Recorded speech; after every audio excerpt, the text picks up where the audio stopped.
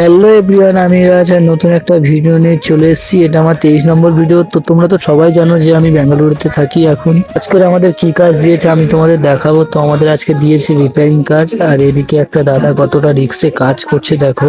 একটা ভিডিওতে আমি বলেছিলাম যে আমাদের বিদেশে মানে বেঙ্গালুরুতে কি খাওয়া দাওয়া দেয়, আমি তোমাদেরকে একবার দেখাবো। তো এদিকে আমি খাচ্ছি শুধু আলু আর কুমড়ো। এখানে দুপুরে আলু ছাড়া আর কুমড়ো ছাড়া কিছুই জোটে না।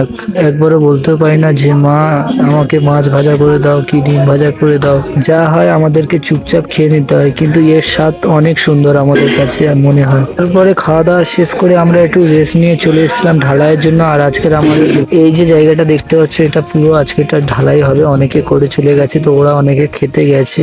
তো আমরা এখন করব আর ওরা এসেও করবে ঢালাই। আর এদিকে আমাদের সুপারভাইজার দেখতে পাচ্ছ আস্তে আস্তে ডেবে গেছে, কারণ ছোট মানুষ তো কি করা যাবে। আর এদিকে দেখতে হচ্ছে কতটা সুন্দর ওয়েদার, মানে সুন্দর না, প্রচন্ড গরম আর রোদের মধ্যে আমরা কাজ করছি এখানে। তো আকাশের ওয়েদার অতটাও ভালো না, এখানে যখন তখন বৃষ্টি আসতে পারে। আর আমরা আছি 8 নম্বর ফ্লোরে, মানে অনেক উঁচুতে আছি। তো এখান থেকে পড়ে গেলে তো জীবন পুরো শেষ। সারাদিন এত কষ্ট করার পরও তোমাদের সামনে ভিডিওটা যদি ভালো লেগে থাকে লাইক কমেন্ট শেয়ার করে দিও। কেমন হয়েছে বলো কমেন্ট।